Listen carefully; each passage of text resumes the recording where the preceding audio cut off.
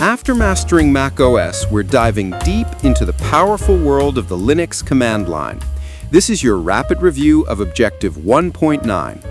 First, the fundamentals. Linux is a free, powerful operating system that comes in many variations called distributions, like Ubuntu or Red Hat.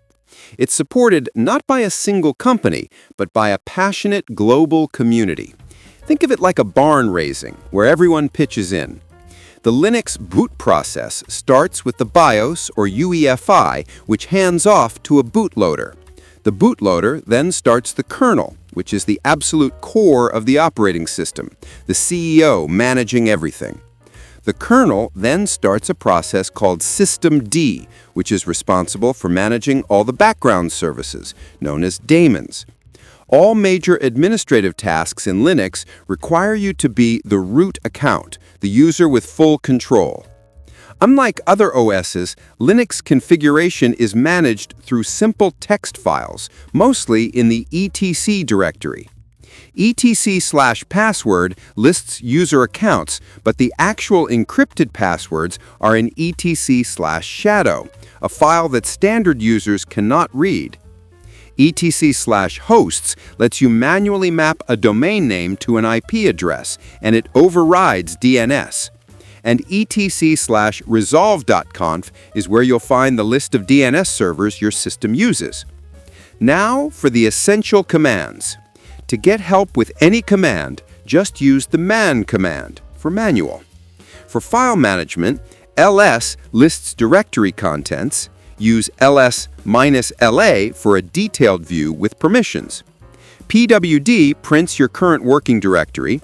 cp copies a file, and mv moves or renames a file. To delete a file, use rm. To search for text within files, use grep.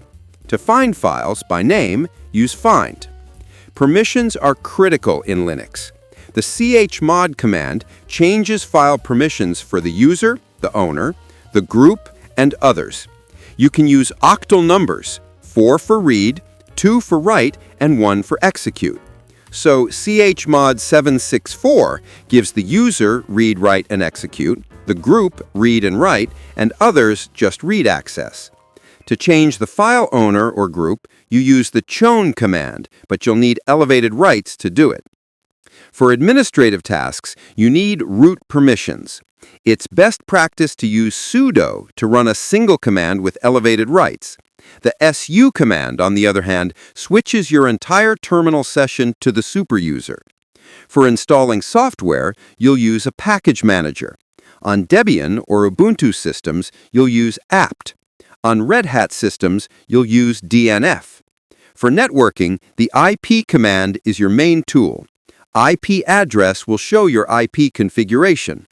Ping tests connectivity, but remember, in Linux, it will run forever until you press Ctrl-C. Use dig for DNS lookups and traceroute to map the hops to a destination. For checking your system status, ps-e will show you every single process running. Top gives you a live, real-time dashboard of your system's performance, including CPU and memory usage. To see how much disk space is free, use df-h for a human-readable view. And to see how much space a folder is actually using, use du-h. To view the contents of a file, use cat. And if you need to edit a configuration file, Nano is a simple, full-screen text editor. That covers the critical details for this objective. To recap, Linux is a free, community-supported OS. The kernel is the core, and systemd manages services. Key config files are in the etc directory, with user passwords hashed in the protected etc/shadow file.